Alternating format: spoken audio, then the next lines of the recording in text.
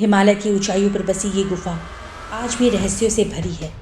आज इस वीडियो में मैं आपको अमरनाथ मंदिर कब से कब तक खुलता और बंद होता है, बंद होने के बाद वहाँ क्या क्या घटनाएं घटती हैं और साथ ही अगर कोई साधारण मनुष्य उस समय गुफा में रुक जाए तो उसे कैसे अनुभव प्राप्त होते हैं, जैसे कई चौंकाने वाले रहस्यों के बारे में बताऊंगी जो आज भी दर्शनार्थियों के लिए जिज्ञासा के प्रश्न बने हैं।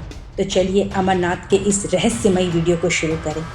जय बाबा बर्फानी, हर हर महादेव। अमरनाथ गुफा के बारे में तो आप सभी शिव भक्त जानते हैं कि ये वही स्थान है जहां महादेव ने माता पार्वती को अमर कथा सुनाई थी। महादेव ने अमरनाथ गुफा को एक गोपनीय स्थान के रूप में चुना था। वो चाहते थे कि इस अमर कथा को कोई और ना सुन सके। इसी कारण उन्होंने अपने सभी प्रिय वस्तुओं जैसे अपने वाहन नंदी, गढ़, भूत प्रेत, मस्तक के शान को, पंच तत्वों को, यहाँ तक कि अपने जटाजूट और कंठमाला का भी त्याग कर दिया था।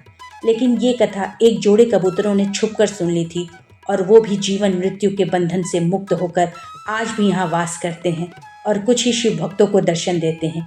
कहते हैं जिन शिव भक्तों को उन कबूतरों के दर्शन होते हैं उन पर महादेव की विशेष कृपा होती है। अमरनाथ गुफा हर साल केवल 40 से 45 दिनों के लिए ही आम भक्तों के लिए खुलता है। बाकी दिनों में यहाँ मौसम बहुत कठोर हो जाता है, इस कारण ये बंद ही रहता है। ये यात्रा गुरु पूर्णिमा के दिन से शुरू होकर रक्षाबंधन यानी श्रावण पूर्णिमा तक चलती है। इसके बाद मौसम की कठोरता के कारण यहाँ कोई साधारण इंसान ठहर ही नहीं सकता। इसीलिए गुफा को पूजा और मंत्रोच्चार के साथ सील कर दिया जाता है और यहीं से शुरू होता है रहस्य। कहा जाता है कि जब गुफा बंद हो जाती है तब वह स्थान मानवों के लिए नहीं बल्कि देवताओं और अदृश्य योगियों के लिए खुलता है। कई साधु मानते हैं कि उस समय गुफा में अदृश्य साधक अपनी साधना करते हैं। बर्फ से बना शिवलिंग धीरे धीरे पिघलकर अदृश्य हो जाता है। फिर अगले साल बिना किसी मानव हस्तक्षेप के नया शिवलिंग अपने आप ही प्रकट हो जाता है। इसी कारण इसे महादेव का साक्षात जीवंत स्वरूप माना जाता है। मान्यता है कि अगर कोई साधारण व्यक्ति गुफा में रुक जाए तो उसे वहाँ अनजानी ध्वनियाँ, अनोखी रोशनी और अलौकिक ऊर्जा का अनुभव होगा। कुछ लोग कहते हैं कि वहाँ साधकों की तपस्या की गूंज आज भी सुनाई देती है, लेकिन सामान्य इंसान उस वातावरण को, उस माहौल को सह नहीं सकता क्योंकि वहाँ की शक्ति सामान्य चेतना से कहीं अधिक प्रबल होती है। यही कारण है कि कोई भी मनुष्य गुफा बंद होने के बाद वहाँ जीवित नहीं रह पाता। लेकिन रहस्य इतने पर ही समाप्त नहीं होता।